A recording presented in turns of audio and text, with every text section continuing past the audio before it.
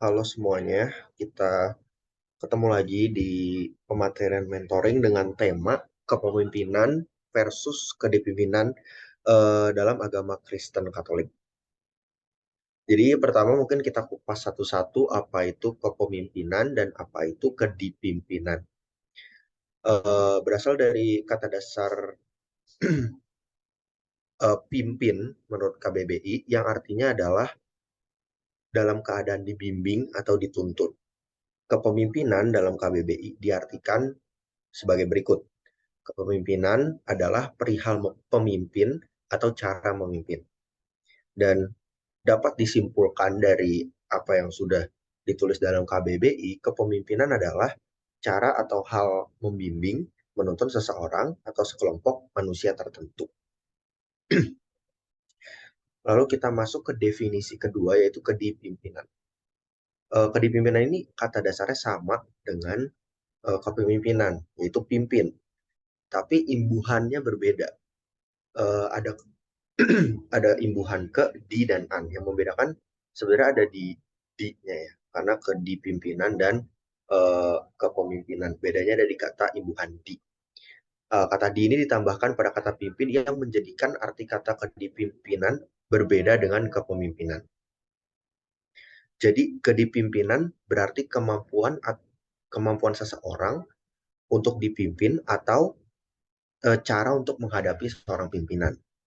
Kemampuan seseorang untuk dituntun, dibimbing oleh seseorang, dan atau menjadi anggota atau staf pada sekelompok manusia tertentu. Jadi kedipimpinan berarti lebih ke bukan kita sebagai pemimpin ya, tapi kita sebagai orang yang dipimpin. Kita sebagai uh, yang berada di bawah pimpinan seseorang gitu. Lalu kita masuk ke dasar-dasar kepemimpinan dalam agama Kristen Katolik. Yang pertama adalah kasih. Kita bisa lihat, kita bandingkan dengan Markus pasal 12 ayat 29 sampai 31 yang bunyinya, jawab Yesus, hukum yang terutama ialah, dengarlah hai orang Israel, Tuhan Allah kita, Tuhan itu esa. Kasihilah Tuhan Allahmu dengan segenap hatimu, dan dengan segenap jiwamu, dan dengan segenap akal budimu, dan dengan segenap kekuatanmu. Dan hukum yang kedua ialah, kasihilah sesama manusia seperti dirimu sendiri. Tidak ada hukum lain yang lebih utama daripada kedua hukum ini. Jadi digarisbawahi dalam uh, Markus, Yesus mengatakan bahwa hukum yang terutama adalah kasih. Yang pertama kasih kepada Tuhan, lalu yang kedua kasih kepada sesama. Dan sebagai seorang pemimpin, ya kita harus juga menerapkan kasih itu. Gitu. Kita masuk yang kedua. Yang kedua adalah kerendahan hati. Dan kita bisa bandingkan, kita lihat di Yohanes pasal 13 ayat 12 sampai 15. Sesudah ia membasuh kaki mereka, ia mengenakan pakaiannya dan kembali ke tempatnya. Lalu ia berkata kepada mereka, mengertikah kamu apa yang telah kuperbuat kepadamu? Kamu menyebut aku guru dan Tuhan, dan katamu itu tepat, sebab memang akulah guru dan Tuhan. Jadi, jikalau aku membasuh kakimu, aku yang adalah Tuhan dan gurumu, maka kamu pun wajib saling membasuh kakimu. Sebab aku telah memberikan suatu teladan kepada kamu, supaya kamu juga berbuat sama seperti yang telah kuperbuat kepadamu. Jadi di sini, sebelum, kalau teman-teman ingat, ini adalah sebelum atau pada saat perjamuan terakhir sebelum Yesus menghadapi ya penderitaan, sengsara, dan wafat di kayu salib untuk menebus dosa kita. Jadi sebelum itu Yesus memberikan suatu teladan. Kita kupas dari ayat ini bahwa Yesus yang adalah Tuhan dan Allah yang kita sembah mau merendahkan diri menjadi manusia dan juga terlebih memberikan contoh teladan yang baik dengan apa? Melayani. Dengan melayaninya seperti apa? Melayani sampai segitunya. Seperti teman-teman tahu, kaki ya, kalau dalam konteks ini kaki itu adalah bagian tubuh yang terkotor, salah satu bagian tubuh yang terkotor karena kita jalan ke sana kemari ya menggunakan ya kaki gitu kan. Jadi salah satu bagian tubuh terkotor adalah kaki karena ya kontak langsung dengan tanah walaupun memakai sepatu. Dan bahkan memakai sepatu pun kadang bisa juga timbul bau yang tidak sedap gitu kan. Jadi Yesus bahkan mau mencuci, membasuh kaki yang adalah bagian terkotor, mungkin juga bagian terjorok dalam ya tubuh kita ini gitu. Dan itu mengapa ya? Harusnya menggerakkan kita semua juga untuk meniru teladan, suatu teladan yang baik, yaitu kerendahan hati. Jadi dia kesini bukan cuma untuk memerintah, untuk mewartakan kerajaan Allah, tapi eh, apa ya, mengaktualisasikan melalui tindakannya, yaitu dengan cara membasuh kaki yang menunjukkan kerendahan hatinya. Kita masuk ke yang ketiga, dasar kepemimpinan ketiga adalah ketekunan. Dari Roma pasal 5 ayat 4 sampai 5. Ini berarti dari surat Rasul Paulus ya kepada jemaat di Roma. Yang bunyinya, dan ketekunan menimbulkan tahan uji dan tahan uji menimbulkan pengharapan. Dan pengharapan tidak mengecewakan. Karena kasih Allah telah dicurahkan di dalam hati kita oleh Roh Kudus yang telah dikaruniakan kepada kita. Jadi teruslah apa ya, kalau dalam hal ini teruslah berharap, teruslah eh, bertekun ya baik dalam doa, baik dalam pekerjaan kita, kerjaan dalam tanda kutip ya kalau untuk kita semua sebagai mahasiswa dalam belajar dan lain sebagainya ya bertekunlah dalam itu, teruslah melakukan hal itu, teruslah mendoakan apa yang mungkin teman-teman inginkan, teman-teman harapkan, tentunya yang selaras dengan kehendak Allah ya. Jadi siapa tahu dengan ketekunan kita itu mengetuk hati Allah. Dan eh, hal ini juga terkait dengan kepemimpinan. Karena apa? Karena ya seorang pemimpin itu harus bisa bertekun dalam hal yang dijalaninya atau dipimpinnya. Seperti itu. Lalu kita lanjut ke dasar kepemimpinan yang keempat adalah hati tulus yang disertai dengan kebijaksanaan. Lihat, aku mengutus kamu seperti domba ke tengah-tengah serigala. Sebab itu hendaklah kamu cerdik seperti ular dan tulus seperti merpati. Jadi teman-teman perlu diingat bahwa hati yang tulus saja itu nggak cukup. Eh, Kasih juga nggak cukup. Kerendahan hati itu nggak cukup. Harus semuanya jika dirangkum itu harus disertai dengan kebijaksanaan. Karena apa? Di dunia sekarang ini teman-teman sendiri sudah tahu, mungkin bahkan ada yang pernah mengalami, ya ditipu, ya apa ya dimanfaatkan oleh orang lain karena eh, mereka tahu triknya adalah dengan eh, mengetuk hati kita, mengetuk hati kita yang punya rasa iba, yang tidak memproduksi sama, yang bahkan sudah selalu dan terus-menerus diajarkan di agama kita, di Kristen Katolik, bahwa ya kita harus mengasihi sesama kita. Untuk memberi sesuatu pun kita harus tulus gitu. Jadi karena mengetuk apa ya triknya dengan memanfaatkan perasaan itu, maka di dunia sekarang ini terlebih dalam eh, menjadi seorang pemimpin atau yang dipimpin, ya harus memiliki kebijaksanaan itu sendiri. Kita bisa memilah mana yang baik, mana yang buruk. Kita bisa memilah, bisa lebih berhati-hati mana yang merupakan jebakan dan mana yang merupakan ya benar-benar mereka membutuhkan seperti itu. Lalu dari dasar-dasar tadi eh, kita bisa melihat, kita bisa menyambungkan bahwa seorang pemimpin dalam hal ini secara khusus pemimpin, seorang pemimpin itu ya harus punya beberapa hal itu, harus punya kerendahan hati.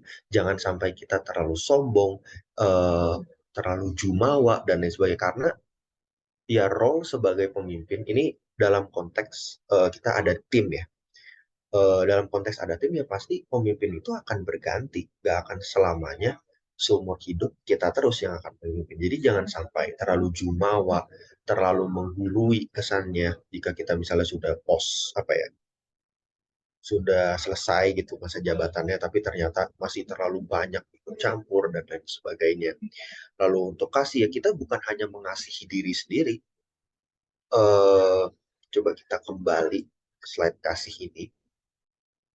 Mengasihi diri sendiri itu berarti akhirnya nanti kita lebih ke ya udahlah, Aku mau istirahat, aku sebagai seorang pemimpin udah cukup sibuk ya, aku meeting mungkin sana sini, aku ke sana kemari dan lain sebagainya. Jadi udahlah, ini sekarang aku serahkan semuanya ke teman-teman staff, teman-teman kolega, rekan-rekan. Udah gitu semuanya dilepas ke mereka, biarkan mereka yang bekerja mati-matian. Dan eh, kalau menurut aku pribadi ini kurang sesuai dengan konsep kasih ini. Jadi kita harus tahu batas, tahu proporsi. Karena apa? Eh, Ya jangan sampai kita yang terlalu overwork karena kita udahlah, sebagai bentuk kasihku padamu, sebagai bentuk aku peduli sama kalian, udahlah biar aku aja yang capek, kalian gak usah. Ya itu juga salah gitu.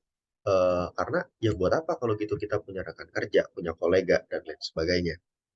Jadi kasih ini yang kalau menurut aku pribadi harus total, tapi totalnya itu dalam segi melihat bahwa teman-teman rekan kerja, teman-teman kolega, itu mereka sama-sama manusia yang bisa capek, butuh istirahat, punya emosi, punya perasaan, dan lain sebagainya. Jadi kasih yang total itu diterapkan ya dengan kita melihat bahwa rekan-rekan kerja kita itu bukan robot, kita sendiri pun bukan robot, dan kita tidak mau diperlakukan seperti itu. Jadi sebagai orang yang memimpin dalam konteks ini, orang yang memimpin, dia harus memiliki kasih itu dan membagi kasih itu. Dan sebenarnya kasih, kerendahan hati, ketekunan, ketulusan yang juga disertai dengan kebijaksanaan itu bukan berlaku saat kita menjadi pemimpin saja. Seperti yang tadi sudah aku katakan bahwa ya bukan hanya itu, tapi ini juga berlaku untuk kepemimpinan atau leadership untuk diri kita sendiri. Bagaimana kita mengasihi orang lain, bagaimana kita tekun dalam belajar, dalam bekerja, dalam berorganisasi, lalu selanjutnya bagaimana kita bersikap rendah hati terhadap ya segala hal, mungkin ada pujian yang datang pada kita, mungkin ada apresiasi-apresiasi tertentu karena ya karena ketekunan kita dan lain sebagainya. Ya bagaimana kita menjaga supaya eh, diri kita tidak terlalu terbawa dengan itu, kita tetap rendah hati, tetap bahwa menyadari bahwa tanpa teman-teman yang lain juga aku tidak bisa ada di sini, aku tidak bisa seperti itu gitu misalnya. Jadi dasar-dasar kepemimpinan ini juga patut diterapkan untuk leadership diri sendiri gitu, bukan hanya leadership untuk sebuah tim. Dan seperti tadi yang sudah ada di judul, kepemimpinan dan leadership apa itu dengan apa hubungan. Jadi membangun sebuah kepemimpinan atau leadership semestinya bukan hanya mengenai bagaimana cara untuk memimpin, tapi juga kemampuan untuk dipimpin. Jadi bagaimana cara memimpin ini bukan hanya untuk kelompok ya, tapi dalam konteks ini memang lebih cocok untuk kelompok. Jadi bagaimana untuk memimpin diri sendiri dan orang lain, nah ini itu ya bahasanya, diri sendiri dan orang lain, tapi juga kemampuan untuk dipimpin oleh orang lain. Bagaimana peran kita sebagai staff, sebagai anggota dari suatu misalnya organisasi atau sekelompok peminatan tertentu misalnya, bagaimana cara kita supaya bisa dipimpin dengan baik, bisa menjadi orang yang dipimpin dengan baik. Karena biasanya mungkin kebanyakan berbicara tentang bagaimana cara kita untuk menjadi pemimpin yang baik, tapi nggak pernah berbicara bagaimana cara kita menjadi anggota atau orang yang dipimpin dengan baik. Begitu. Membangun jiwa leadership atau kepemimpinan juga berarti membangun kemampuan dalam memimpin diri sendiri seperti yang tadi sudah aku katakan, agar dapat dipimpin oleh orang lain dengan penuh respect. Bagaimana kita hormat terhadap atasan kita, misalnya kalau misalnya dalam organisasi atau dalam kelompok ada ketua kelompok misalnya, atau sejenis itu. Jadi bagaimana kita melihat mereka, atasan lah istilahnya, berarti atasan kita sebagai orang yang sepatutnya kita hormati, walaupun umur mereka misalnya lebih muda dari kita, walaupun misalnya eh, apa ya, ya dari umur sih biasanya ya, karena biasanya kan kalau orang beranggapan bahwa orang yang atasan itu udah dengan sejibun pengalaman, udah tua lah pokoknya. Tapi bagaimana, kalau itu kan kita pasti memiliki respect ya. Tapi gimana kalau situasinya adalah orang-orang muda nih, bahkan lebih muda dari kita. Nah, mungkin eh, kita sebagai orang yang mungkin lebih tua terkadang ngerasa kayak adalah apa sih, kita lebih banyak pengalaman dan lain sebagainya, eh, dia masih muda, masih baru nyebur lah istilahnya. Jadi kita susah untuk respect, memberikan rasa hormat terhadap atasan atasan yang lebih muda dalam ini. Jadi menjadi orang yang dipimpin atau ke dipimpinan itu lebih mengarah ya bagaimana cara kita treat pimpinan kita, bagaimana sikap kita sebagai orang yang dipimpin, tapi juga tetap mengaplikasikan apa ya, poin-poin dalam leadership, ya rendah hati, ya tekun dan lain sebagainya. Dan bagaimana sikap-sikap kita saat menjadi pemimpin maupun saat dipimpin, bagaimana cara kita mengkritik. Mengkritik kan sah-sah saja sebenarnya, boleh-boleh saja, namun terkadang kita itu sulit membedakan antara kritik yang beneran kritik, bahkan kritik tajam dan pedas sekalipun, dengan hinaan, dengan ya apa ya, ejekan dan lain sebagainya. Itu yang mungkin masih agak apa ya, ada semacam clash gitu ya. Bagaimana membedakan antara kritikan yang tajam dan pedas dengan ejekan dan juga hinaan. Jadi itu yang mungkin bisa kita pelajari sebagai orang yang dipimpin maupun nantinya memimpin. Bagaimana cara kita menyampaikan pendapat kita kepada orang lain tanpa menyakiti perasaan orang tersebut. Jadi kita tetap ada unsur penghargaan bahwa terima kasih bahwa jalan pikirmu seperti ini, tapi aku punya jalan pikir yang lain, aku punya pendapat yang lain. Mungkin bisa juga sesuai dengan pengalamanku seperti ini, tapi jika kita mau mencoba tidak masalah. Itu jadi bagaimana cara pembahasan kita, skill berkomunikasi itu cukup penting dalam eh, ya proses kepemimpinan dan juga kedipimpinan ini gitu. Dan sebagai seorang pemimpin atau orang yang dipimpin, kita tentu sering mendengar istilah bahwa sangat erat sekali antara pemimpin, kepemimpinan dengan tanggung jawab.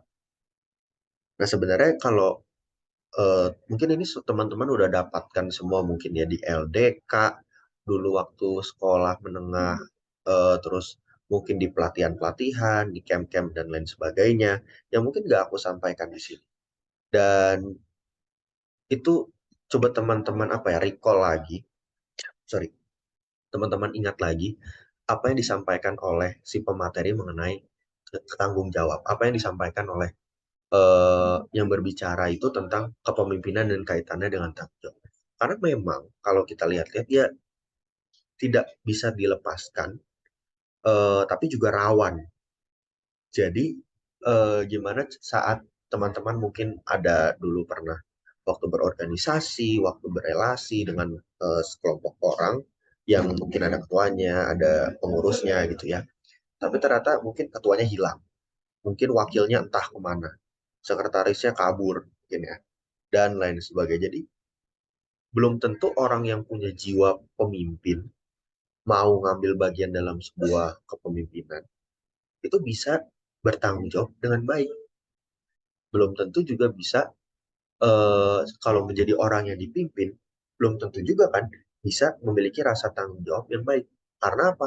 Karena ya sebagai seorang yang dipimpin dalam hal ini staff atau anggota atau rekan kerja kolega gitu ya. Bisa juga kan dia misalnya sudah di plotting, kamu nanti mengerjakan tugas ini ya, tapi dia tidak mengerjakannya dan lain sebagainya dengan alasan-alasan yang mungkin tidak masuk akal, dengan alasan-alasan apa ya, ternyata bohong, pada saat dia menyampaikan alasan ternyata ketahuan dia bohong dan lain sebagainya, itu kan berkaitan sekali dengan tanggung jawab. Jadi sebagai seorang yang memimpin maupun dipimpin itu wajib sebenarnya. Ini hukumnya udah nggak bisa diganggu, punya rasa tanggung jawab. Karena apalah artinya kalian teman-teman semua punya jiwa kepemimpinan ataupun jiwa kedipimpinan tapi nggak punya rasa tanggung jawab. Teman-teman cuma pintar apa ya, jatuhnya istilahnya memerintah, dan memerintah, menyuruh, tapi ya teman-teman tidak mengerjakan atau tidak turun. Mungkin memang kalau untuk turun tangan nggak harus, tapi teman-teman ya tidak mengerjakan itu sendiri atau teman-teman mengabaikan bahkan. Jadi nyuruh pun enggak. Jadi mengabaikan tanggung jawab yang harusnya itu dikerjakan oleh teman-teman. Kecuali memang jika ada hal-hal yang mendesak yang mungkin tidak bisa teman-teman tinggalkan, ya itu kan mau tidak mau ya, tapi tetap juga harus diobrolkan. Jangan sampai tiba-tiba hilang aja gitu. Jadi harus punya rasa tanggung jawab dengan eh, ya berkomunikasi dengan orang lain, bilang secara jujur bahwa tidak bisa mengerjakan dan lain sebagainya. Sebenarnya apa sih tanggung jawab seorang pemimpin itu? Kalau dilihat, tanggung jawab seorang pemimpin itu atas kelompoknya. Jadi atas siapa yang sebenarnya dipimpin oleh seorang pemimpin ini. Lalu yang kedua, atas dirinya sendiri. Kalau dia nggak bisa bertanggung jawab sama dirinya sendiri, ya pasti dia akan melebar lah istilahnya. Diri sendiri aja nggak bisa mengurus, gimana mengurus sebuah tim, mengurus orang lain. Dan juga yang penting adalah segala tugas yang diberikan. Jadi segala tugas yang diberikan ini apa? Misalnya seorang pemimpin bertugas untuk mengawasi jalannya sebuah program kerja. Ya benar-benar dilakukan dengan baik. Itu jangan sampai ditinggalkan. Atau juga misalnya memastikan bahwa semua staf, anggota, kolega atau rekan kerjanya itu sudah apa ya? Sudah melaksanakan tugas mereka dengan baik. Itu juga sebuah tugasnya seorang pemimpin untuk memastikan itu. Gitu. Lalu seorang yang dipimpin itu tanggung jawabnya atas tugas yang diberikan yang penting dan juga bertanggung jawab terhadap pimpinan atau koleganya atau rekan kerjanya. Seperti teman-teman ingat dalam pelajaran PPKN ya dulu SMA, SMP lah. Menteri bertanggung jawab kepada presiden. Jadi sebagai seorang pembantu presiden yang membantu presiden itu bertanggung jawab kepada seorang kepala negara. Gitu. Jadi tugas-tugas yang seharusnya dikerjakan oleh mereka, nanti mereka pertanggungjawabkan itu, mereka menyerahkan laporannya, mereka menyerahkan kendala-kendalanya untuk dibahas bersama kepada eh, petinggi atau pimpinannya. Jadi jangan sampai sebagai orang yang dipimpin malah tidak memiliki rasa tanggung jawab, tidak memiliki keselarasan dengan pimpinannya. Jangan sampai cuma bertanggung jawab atas tugasnya, asal nih saya udah tugasnya udah kelar, ya tapi setelah itu ditinggalkan begitu saja. Itu jangan sampai seperti itu. Karena sebagai orang yang eh, dipimpin juga tanggung jawabnya lah istilahnya kalau menurut aku pribadi ya sama besarnya dengan seorang pemimpin. Seperti itu. Dan ini merupakan sumber-sumber yang aku gunakan.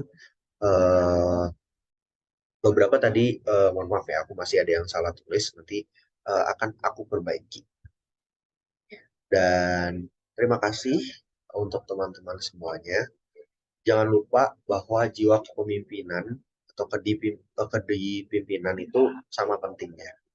Jadi tidak peduli mau teman-teman apa ya berperan sebagai pemimpin, koordinator misalnya, atau teman-teman sebagai anggota, sebagai hanya sebagai warga biasa dalam sekelompok organisasi atau staf dalam sebuah organisasi, tidak masalah karena kedua ini sama-sama penting. Bagaimana teman-teman bisa sebagai orang yang dipimpin itu mengasihi pimpinannya, walaupun mungkin terkadang menyebalkan. Dan sebagai seorang pemimpin juga bagaimana mengasihi stafnya, anggotanya, walaupun sebaliknya anggotanya menyebalkan.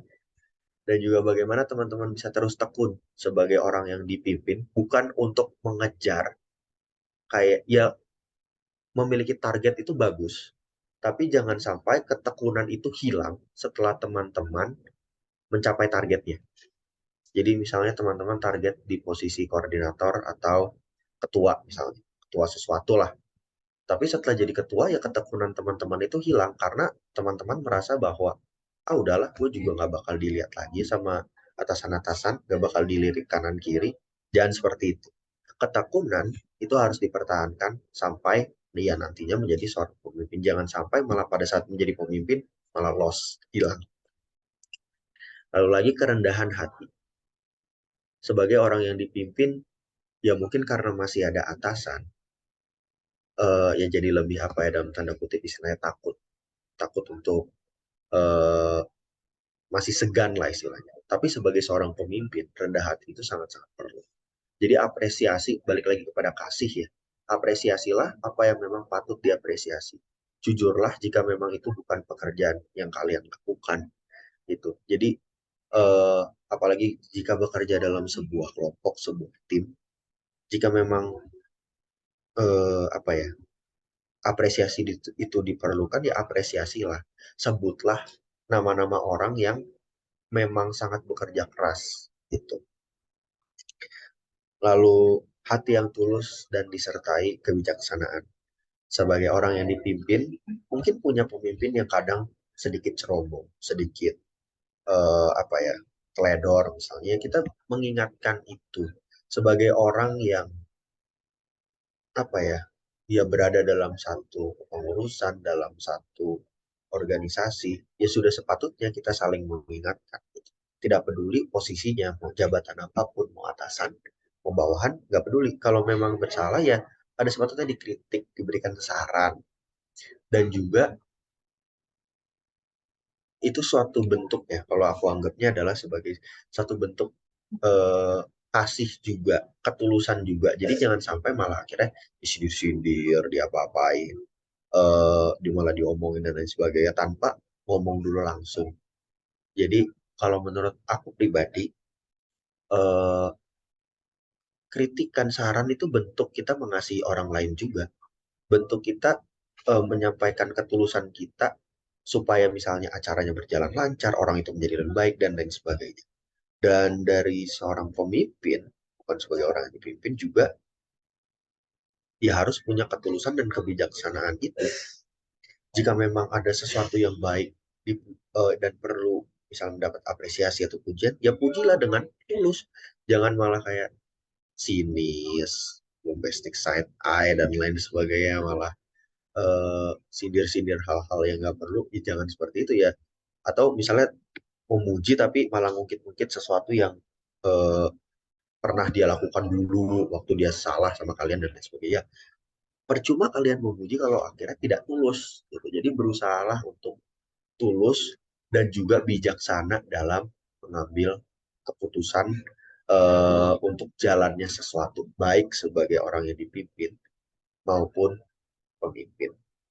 Sekian, Tuhan memberkati.